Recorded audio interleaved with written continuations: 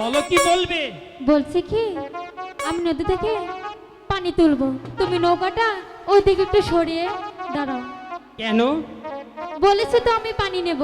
আমি এখানে নৌকা বেঁধেছি, আমি এখানেই থাকবো। তার মানে তুমি এখান থেকে যাবে না? না। ঠিক আছে, আমিও এখান থেকে পানি নেব।